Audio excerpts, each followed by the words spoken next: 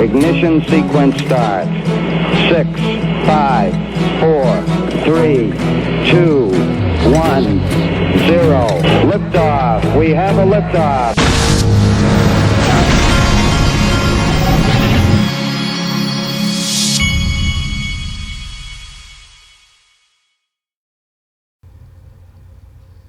Hey everybody, this is the Digital Asset Investor. Have you ever had one of those Mondays where you just feel like you started behind the 8 ball and you just stayed behind for the rest of the day? That's the way that today has felt for me. I mentioned that I had to go to the school because my son had dry skin and how ridiculous that was. Then get another call. He the next time he's got a headache, and finally I just took him out of school, and I mean I think he legitimately had a headache, but I thought the whole time that he was trying to play me, and I thought this kid just woke up this Monday morning and decided he didn't want any part of school or something. But anyway, by the time I get to right now, I just feel like I've been playing from behind all day, but never fear, I don't give up, and so I'm here to I've put together a pretty good amount of information here. I got 2 tweets from Bull Run Wonka. He's at Willy Wonka XRP. He says, "Look who retweeted the Mark Carney article," and this was the announcement from Mark Carney on, I guess that was Friday. "Fair playing field. See my pinned tweet. Hodl XRP. Wonka knows." And what's being this is the retweet right here. Judy Shelton. Now, Judy Shelton is the Federal Reserve, one of the Federal Reserve nominees from Trump. And she says, "This is a remarkable proposal coming from someone with Carney's background and experience, worth noting." Now, keep in mind, he was basically saying that he felt like the U.S. dollar as a reserve currency could be replaced, and how it would be a good thing. And now we have a potential someone who's been nominated to the Federal Reserve who is not saying he's crazy. And I mentioned, let me show you Wonka's other tweet before I mention what I was going to mention. This is his pinned tweet. "Trump Federal Reserve nominee Judy Shelton suggesting back to the future approach utilizing a gold standard in a cryptocurrency type of way. Level playing field. Listen closely. Hodl XRP. Wonka knows." Now this is a video that from a little while back, but you need to go and watch this. Go to his pinned tweet. It's at Willy Wonka XRP. But it makes the same point. He's kind of making the point, and I made this point in a tweet earlier today as well. Mark Carney. Now think about this. Donald Trump has become famous from his Twitter account. He has well over 1 million followers, I believe, and he's got one of the larger Twitter accounts. And anytime anybody says anything about him or anything that he wants to defend, he attacks them both personally and professionally if he needs to. He's gotten famous from it. But the governor of the Bank of England comes out and says that the U.S. dollar, which remember Trump, as of a week or 2 ago, is coming out bragging about how strong the U.S. dollar is. And this person comes out and says the U.S. dollar should, as a reserve currency, should be replaced by a digital asset. And you don't see, this is the point I made this morning, Mark Carney talks about the USD replacement on CNBC, and Donald Trump does not bash him on Twitter. Most bullish sign I've ever seen. Hashtag XRP. And then this guy pretty much said it all. They all know the plan. That's exactly what I believe. They all know the plan. Okay. And next, from XRP Crypto Wolf, Binance has entered into the crypto lending space. They're offering interest. You can earn interest on BNB, ETC, and Tether. Now, I think we're going to need to ask him why he's not letting you earn interest on XRP. It sounds like they're copying what BitTrue has been doing for months with Power Piggy. It's a great marketing strategy to attract customers. All right, so I think you're going to see more and more and more of this. You're going to be, what I also believe you're going to see is, like I've mentioned before, some of the wealthiest people in the world have really have stocks when they first came out.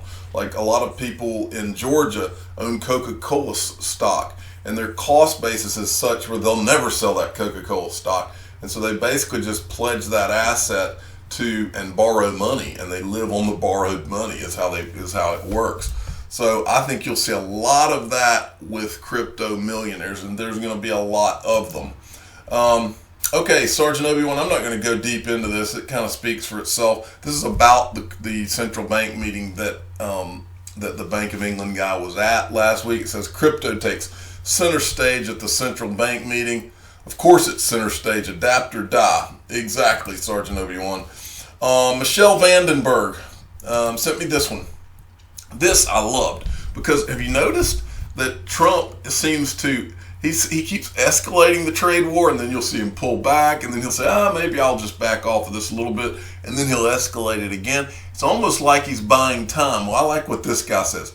Escalate, de-escalate, repeat. I'm beginning to suspect this isn't a trade war at all, but a manually controlled rebalancing act with a pre-agreed outcome.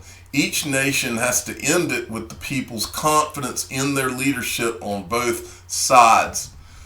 You have to wonder if this guy just nailed it right there, folks. And he's got hashtag Art of War. For those of you that don't know what that is a reference to, The Art of War was a book from a guy, I believe it was Sun Tzu.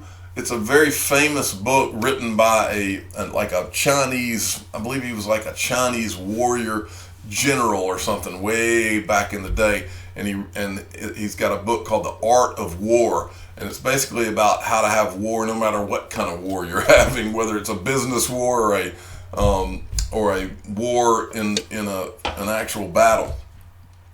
Okay, XRP Troopers sent me some really interesting stuff here. Right here, XRP Venture. We are not waiting for TA or candle close. We are waiting for an announcement. It is precisely because the price never moves that you can surmise XRP is not your typical digital asset. This is way bigger than we ever knew. To have a new financial system, you need to crash the old. You know, we talk a lot. I've seen a lot of people complain about how Brad Garlinghouse and Ripple, and they'll make an announcement here, like a significant announcement, and the price never moves. Have you ever stopped to think that maybe we've been waiting on the announcement from Ripple, and the actual announcement that's going to do this is going to come from somebody much bigger than Ripple, a government or a collection of governments? Just something to throw out there. Next, from Chinu Patel at Chinu Patel 29 sent me this from Cryptopolis. This makes a lot of sense. In essence, asking someone to buy a piece of paper for $1 million that states they will get back $950,000 in 5 years means that at least they'll get paid back something in 5 years. The pitch for negative rate bonds based on depression fears. So what's being said there is that, yes, it sounds ridiculous because it is ridiculous, but if you look at it in the context, he's saying people must be worried about something that's far worse, like a depression, so that getting $950,000 back on $1 million would be a great deal in a scenario. That's what this is. I think this is it's an article that's tweeted, and I think that's what it's getting at there. Okay, let me get rid of these. Then Rhythm Trader, I like this too. This was good. Media's take on Bitcoin. Expired. That was Wired Magazine at $13. They said it was expired. Fool's Gold is what Slate said at $131. Wrong is what CNN said at $333. Ponzi, Washington Post at $182. Joke, Business Insider at $433. Ash Heap, USA Today $208. Disappointment, New York Times $208. Spells Doom, Bloomberg $532. Early Obituary, Reuters at $821. That's just funny. All of them wrong. Now, I like this. This is interesting right here. This is a dialogue between, it's got I Am Legion and then Ham and Eggs, who is Sam I Am from To the Lifeboats YouTube channel. Smart guys. Thoughts about the names on this list and its implications. Don't think it's got the attention it deserves. a lot of questions should arise from it. Why has so many big names decided to work together with Ripple and Swift on this? Does the names and the amount of participants testify to the seriousness of the project? Now look at this. It's a page here. This is from the Swift Institute working paper, and this is from back in October 2018, The Future of Correspondent Banking Cross-Border Payments. And so it's from the Swift Institute, and they're asking a legitimate question. Why are all these people working with Swift on this? Marcus Treacher and Ryan Zagone from Ripple. If they're actually at odds, why would they be there? But Ham and Eggs comes in. He says, like, why is Ryan Zagone from Ripple part of a Swift focus group for cross-border payments? LOL. I think that's pretty obvious. And then I Am Legion comes in. He says, Ripple is the obvious one, but I guess R3 implementing XRP as a payment rail, R3 partnering with Swift, Swift working with Ripple, R3, a lot of big players on cross-border payment project means nothing, just fun and games. I thought that was pretty good. And next, this is from Mr. B. Let's do a refresh on this poll he did. I believe pretty much everybody who's been around this community for any period of time is pretty much on the same page on this. Who believes that a portion or even the majority of the XRP being held in escrow by Ripple has already been pre-allocated? Remember, that's the pre-allocation theory that came from Brad Combs, and Mr. B is putting this out there. I don't think that there is any way, I don't think that, we've talked about all this, but the bottom line is there's nothing about Ripple hoarding 60% of, if that's what it is, of the XRP that makes any sense. These guys know that you know, to let the, let's say the price went up to $50, the government, the federal government is not going to let any one company have that kind of power. That's just not the way the world works, as I say on this channel. And so, but not only that, is anybody that's trying to do the create, you know, the guy, I can't remember which guy from Ripple it was, but what he said was that Ripple was an all or nothing thing. He said, we're either going to do nothing or we're going to put a dent in the universe. Well, if Ripple is trying to put a dent in the universe, it is extremely naive to think that they're going to sit on 60 billion of the XRP instead of allocating it to all of the central banks and the banks that are going to benefit from this system and are going to be a part of this system. It gives everybody skin in the game, and it's the only thing that makes any sense. It's the only thing that has ever made sense here, and that is how you also get your decentralized tag from the SEC. I'm telling you, this all comes together when you start thinking about that pre-allocation theory. That's how this all the stars align in this game, and everything that's been done, that's when it starts to make sense. Okay, Eric Vale Naylor, this is from today. The yield curve closed inverted today.